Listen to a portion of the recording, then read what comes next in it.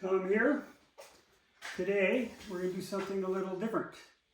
This is a Ioline Art Pro 3500, and back in the day I ran their machine shop where we made these platens. We did work on pen mechanisms, all sorts of stuff. But this is one that I had, and the company's no longer in business, and I no longer can use this. So I'm going to take it apart. So that's what you're going to get to see here, is just pulling this thing apart. And a bunch of good parts here. This would be the top cover, okay? And you can mount that as a tray. I've cut this and made brackets out of it. I'll put that over here, okay? This is the mechanism, and this is the pen holder, okay? It goes up and down, and it goes back and forth, and it rides on these highly polished chrome rails, and it has a belt here. These are the paper holders. This here is called the grit shaft. This is the platen. Put your paper in, lock down the paper. The mechanisms you'll see here shortly. Paper goes back and forth. The pen goes back and forth. Makes your drawing. If you want to do a pen color change, take out the pen, put another color in, hit the go button again. So we're just going to start pulling these covers apart here. And I save everything because, like I said, I use these parts. When I ran the machine shop, I had access to tons of this stuff. So this is just one more example. Here's the left end plate. Okay. Again, make lots of brackets out of that. Okay, over here we'll get the right end plate.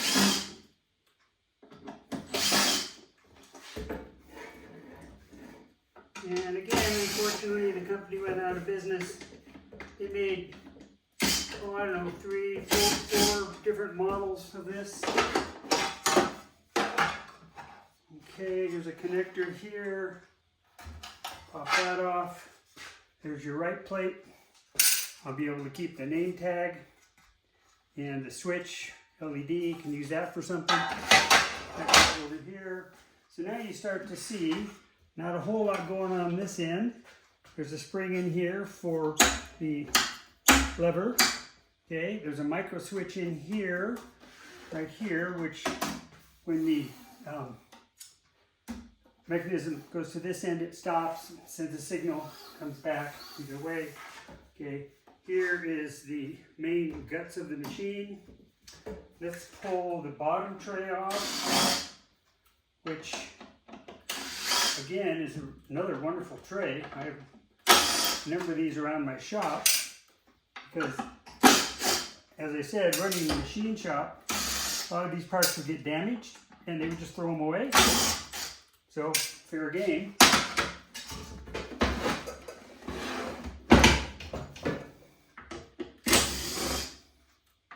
These are great little screws.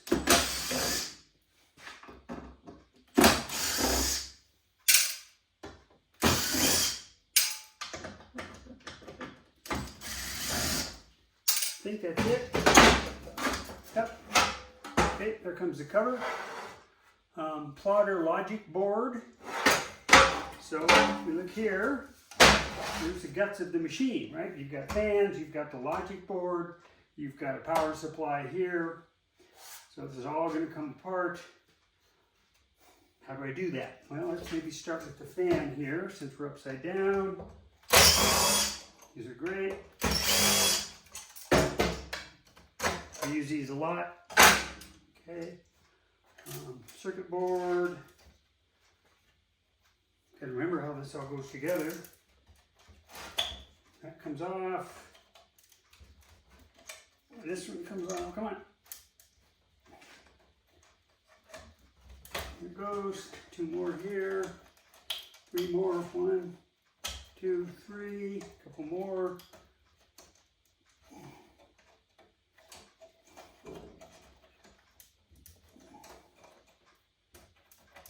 There we go. Okay. We get a screwdriver here.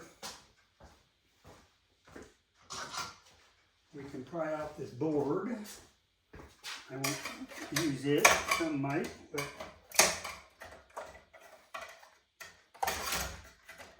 okay.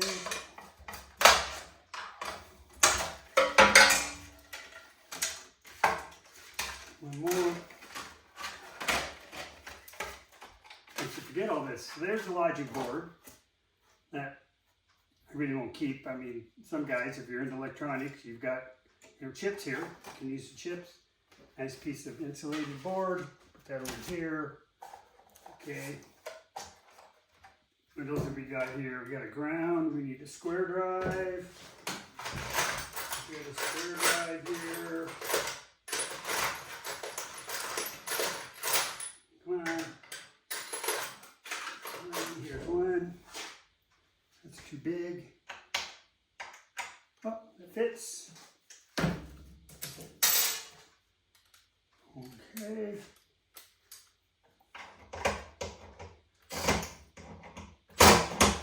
Maybe it doesn't fit. Doesn't fit. Too big. The number 1.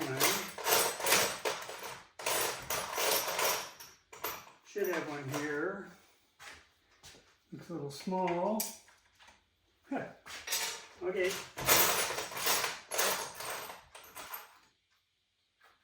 Here we go. That's the right one.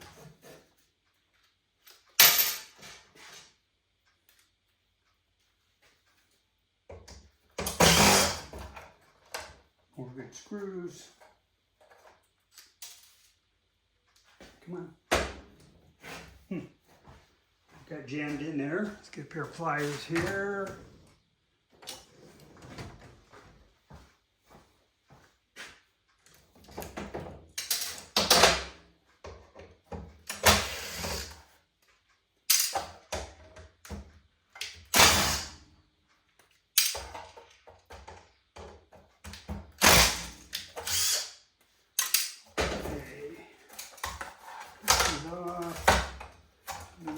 Here.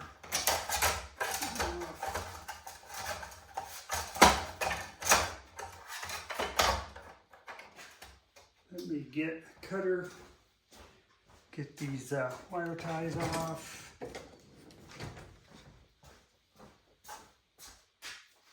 Okay, let's just cut away here.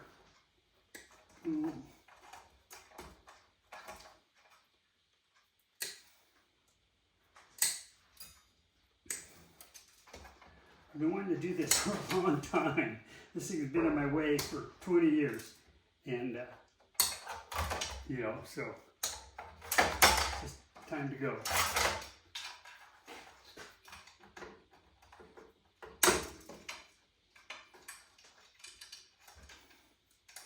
They had an assembly line that would put these all together. It's a small company. We had 7 million in sales a year. We had about 70 employees. Here we had about 70 employees.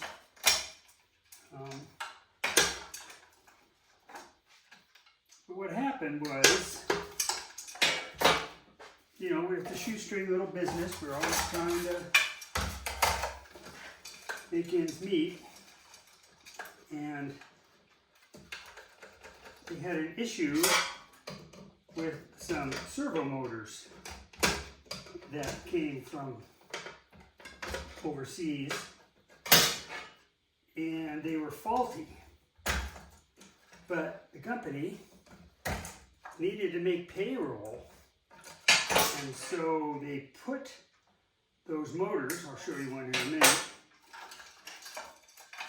into the machines and shipped them out to all the dealers. Well, that didn't go over too well. They made payroll, but basically the company, like I said, had 70 employees. I ran the machine shop. I had 7 employees, here's power supply. Okay, if you know electronics, you can probably use that for something. So anyway, the company made a drastic mistake, and a couple more screws here. Like I said, shipped these products, they went out to the dealers, and so they started laying off people. You know, we went from 70 to 60 to 50 to 40, and I was the 38th employee to be let go. But I already had my notice written, so I was going to give notice. I was done. I was out of there, because as they started laying off people, my machine shop went from 7 workers, 6 to 5 to 4 to 3 to me and one other guy. So now I'm back in running the machine, deburring parts, you know, instead of being a manager. And like I said, I had my notice written. I was out of there. So what they did, by laying me off, I got unemployment. I got $1,000 a month for 6 months. How cool was that? So I took that money and I went out traveling the country for 7 months playing disc golf. You heard me right, disc golf. And so that was way cool. After 6 months, the unemployment office started requiring, I guess I gotta cut that switch out here. They started requiring, I'm not gonna use this, so we'll just cut this out of here. You had to report up. And so I just quit filing my claim forms, and I was done. Okay, there's the right-hand plate, right? Got that. Okay, what else we got here? There's the little, not sure what this circuit board is. Can't remember. Okay, see if we can get this off here. Get another screwdriver.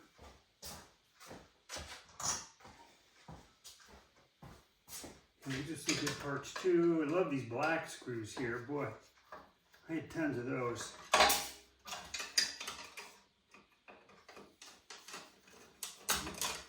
those off. One more here.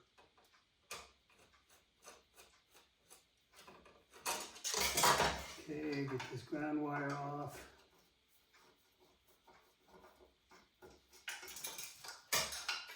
Okay, so there's the back panel. Got a switch, got a fuse holder, got a cord connector, RS-232 connector. Okay, there's that. Okay, what else we got here? Get this end off here. There's another screw. That one. This one. You can see this is also cool aluminum plate. I'll be able to make stuff out of that. Aluminum brackets.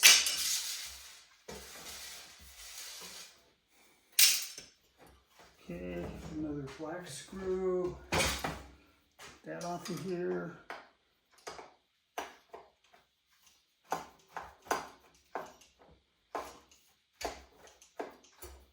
This one will come off. Ooh, there we go.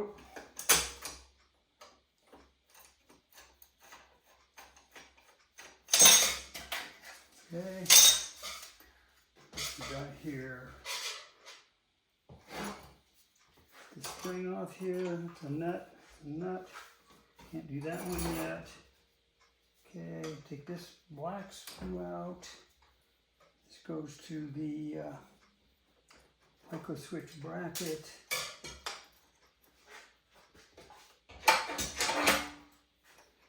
Go a little tiny clip here. That off. Okay. Here's another one. Look at these little tiny parts here. I can see that thing. Little tiny clip. Another one here. Turn that around, hard to see. There we go. Okay, there's just a little molded plastic part. Little bracket. This is the belt here.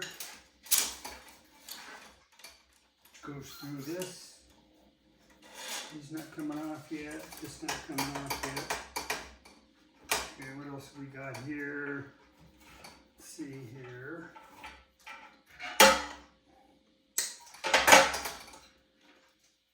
Okay, more cables, more wires.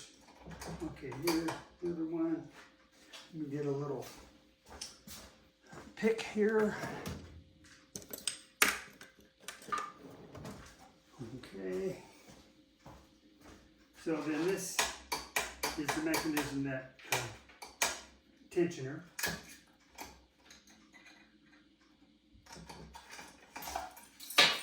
Okay, you got spring, those are nice.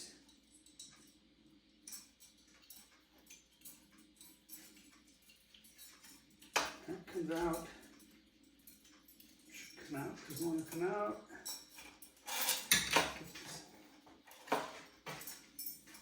I don't necessarily want to cut the belt. So we'll look here.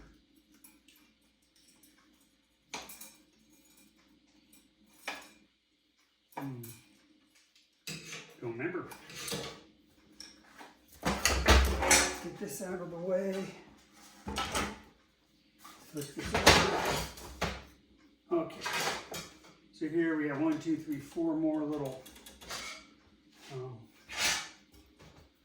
these clips.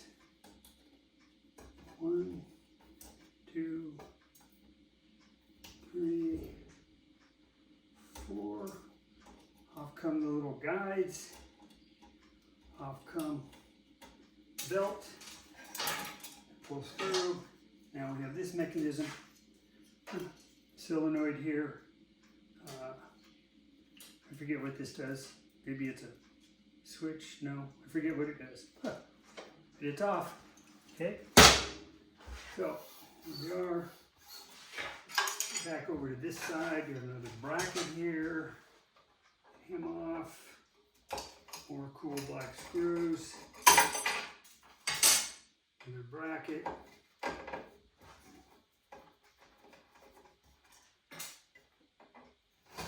bracket. Screw. Okay.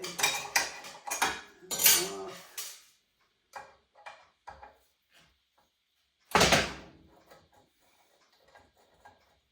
This is one of the motors. This is a different model that, I think these are, what are these? These are the stepper motors or servo motors. Maybe they're stepper motors. I think the other one had a servo motors, much bigger. And they're the ones that had failed. And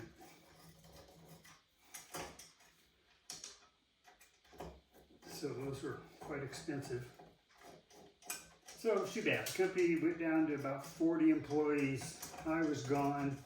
I guess I had one other employee, Harold. That's right, Harold. And he was a gunsmith. He was a machinist. So we had a machine shop. Didn't have a lathe, but we had a CNC mill. I'll show you pictures of that later. And a small mill. So I hired the gunsmith and to be my machinist, so I didn't have to do that stuff anymore. So he became the new head of the shop, I hear. Well, it wasn't too much longer. He got fired for sexual harassment. And he was married. So much for Harold. And pretty much they closed up the machine shop, sent all that kind of work out to other companies. It's really too bad because I really had a lot of experience, and the man that hired me promised me the world, right? We were going to have this great machine shop with, all this equipment. It just never happened. I mean, computer was cool, the CNC. It was fun. Kind of program that, work with the engineers. So another story, we were AutoCAD beta center, and so we would test our plotters to make sure they worked with AutoCAD, which was sort of the premier CAD software company at the time, system. And but you know, this was the day IBM, they're all running 286 machines, if you even know what that is nowadays. Old, slow machines. And the industry came out with the 386, much faster processor. Well, the engineers really were the most important people of the company. They're the ones figuring stuff out. They're the ones making the drawings and doing, again, all the engineering. Well, so finance goes and buys new computers. So the finance department, accounting, all got the 386s, and the engineers were stuck with the old 286s, twiddling their thumbs as they're waiting for calculations and programs and things to do their thing. It just never made sense. You know, you support the engineers that are, you know, making the company what it was. So that was kind of weird. I never did agree with that decision. Okay, so we're back to square drive here. This guy. So we're getting down to the end here.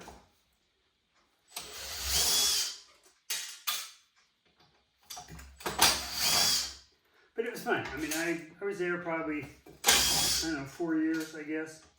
And like I said, 7 employees.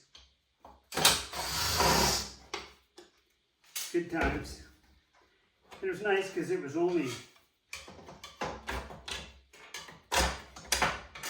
a few miles from my house.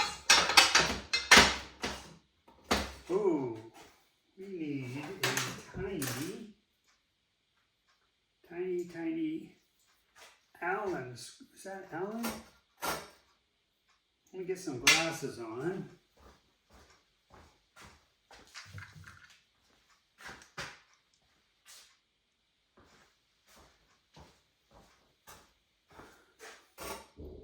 Yep, little Allen screw.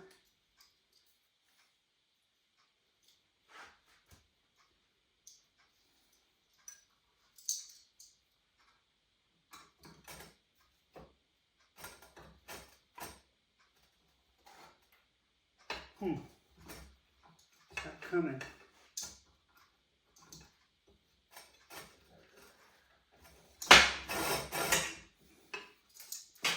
That is not coming off. See if we have a better Allen wrench here. There we go.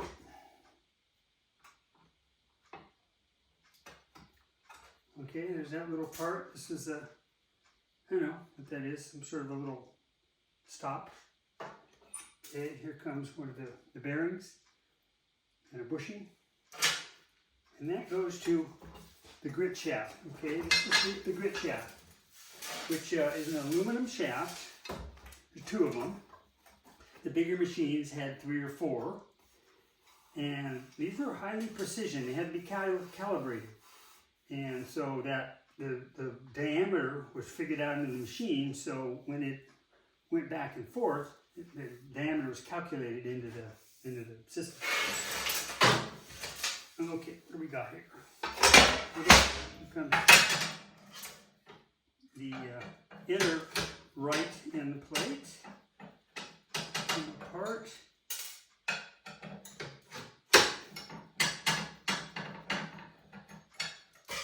Okay, this has a pressed in insert. Looks like there's a broken screw there. Guess maybe I did that.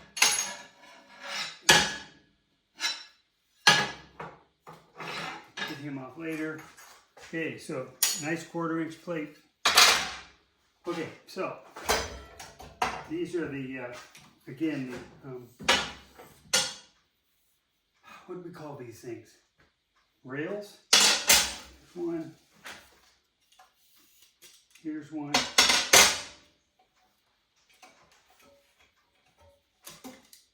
Okay, okay, so the belt comes off with a smaller screwdriver.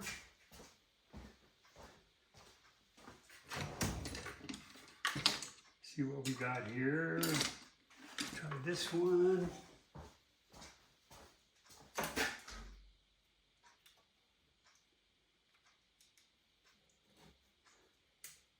Okay. Well, that's on there. Is there a net there? Oh, yeah. Okay, get this off. Oh, there we go. Okay, we'll deal with that later. This is a fun mechanism.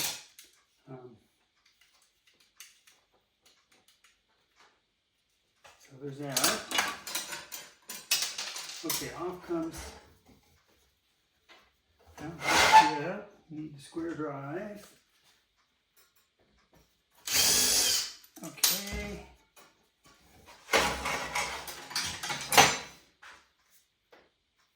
So these are the spring-loaded. Okay, and that's this is the mechanism that rotate and lock the wheel onto the paper and onto the grit shaft. Okay, did a bunch of work on these parts. That was kind of fun.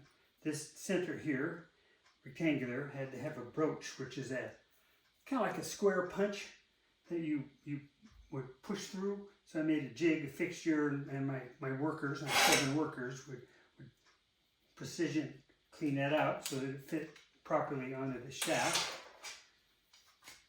So there's that. Okay.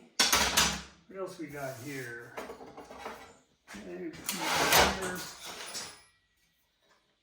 Got another square drive. This one. And this one. Okay. Off comes that plate.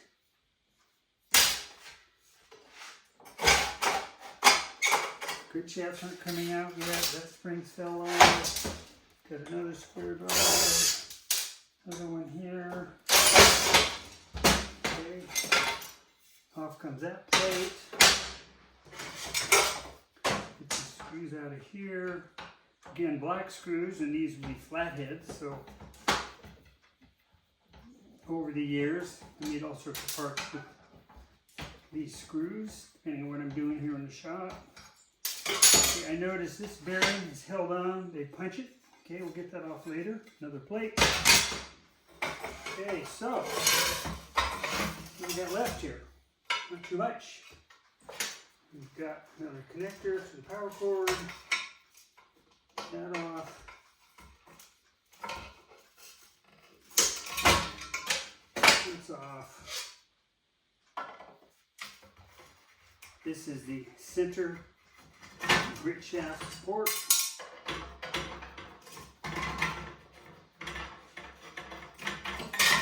Okay.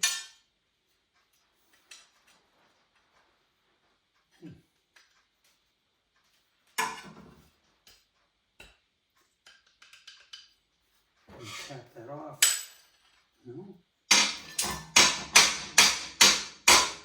Proper use of screwdriver. I guess what you gotta do is take the grit shaft off. It's held on again with the set screws. Okay. One more.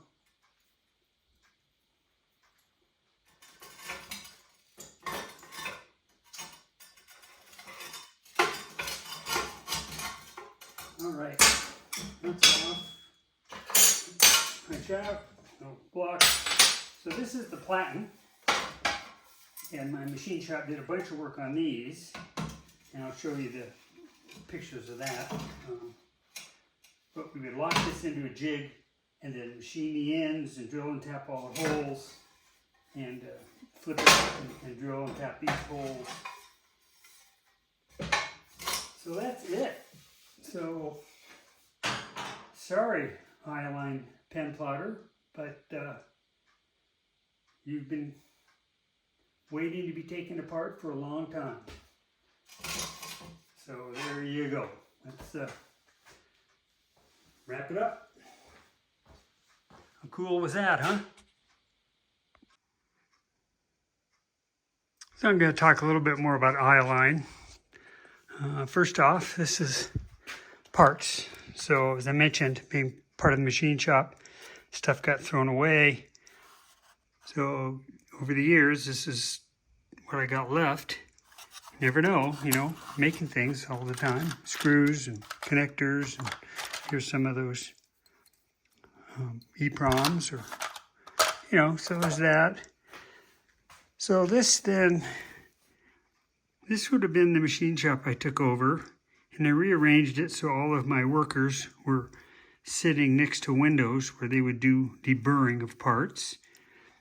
This was the big Fidal CNC machine, and this had the table had a 72-inch travel. Great machine. Boy, that was fun. This was the machine I built for those platens. Where'd they go? They're over here. Okay, so again, that fixture would bolt to the mill, and then this back piece is the clamp. And so it would clamp the platen and then do operations. Then we would move it to the center section. There were different sections that it went to, so there's that. We also had one. This was the buffing machine. So some of these platens were 72 inches long. So they would sit in here, and we had a big 3-inch Scotch-Brite wheel, and the wheel would drop down onto the face of the platen here, and then these would go back and forth and polish up that surface. Here's another shot of it. So I rebuilt that machine when I took over. Otherwise, yeah, we didn't have a whole lot. We had a bandsaw, we had a couple buffers, grinders. Not a whole lot. This was the piece of shit mill that we had. They were supposed to buy me a new one. They didn't. Had a compressor. I think that's... Okay, so here, let me flip this over. This is kind of cool. That here. This was the spray booth, and this was this is the spray booth here. This is the grit shaft machine. So the grit shaft would go in here, and then this lived in there. We had a spray gun hooked up to it. So the spray gun would blow epoxy onto the shaft, and the shaft would rotate, and then this grit sand would sprinkle down over the shaft. So we had that pretty well figured out. It was pretty cool. There's a load of pallets coming into the shop for processing. Another closer look. So those were made elsewhere. Anything else here? Okay, let's have a look here. Old memories. Lots of platens coming in. Here's the buffing machine. This is the, we had these racks made for the grit shafts. You know, we went through a lot of those. Just more shots of the machine shop. That's about it. about it. Here's a cool project I worked on. This was another company. This dial here, the owner, his name was Tom, turned it on a lathe, right? So you would be looking at it this way. And my job was to mill all of these slots and these slots here. And so I built up a jig on a mill and rotated this as I did all this machining. And this got gold plated. And this went on to like an Arabian sheik's airplane. So he always knew where Mecca was pointing, so he could pray. So yeah, that was a fun machining project. Here it is a little more lit up. You can see some of the Arabic writing on the side here. So anyway, so yeah, quickly, so the owner of the pen plotter company, there were three guys, Bill, Rocky, and John. John was a Berkeley professor that actually helped develop the Winchester hard drive, which is the first storage device for computers back in the day. And Rocky was an MIT engineer graduate, and Bill was a University of Washington business major. So those three started this little company called Ioline and built the first plotter in Bill's parents' basement in Bellevue, Washington. And then as they got bigger and moved out of the garage, they moved into the facility where I was hired. And they ended up selling the company for, I forget how much money. They sold it to some businessman, and he brought in a new manager over me. And they were going to take this $7 million company and turn it into a $50 million company. Well, when they had the servo motor issue and had to make payroll, they ended up, almost driving the company into the ground. I talked to some engineers later on that said, yeah, they survived, but it's no longer in business. So those were good times, though. So that's my story of Ioline.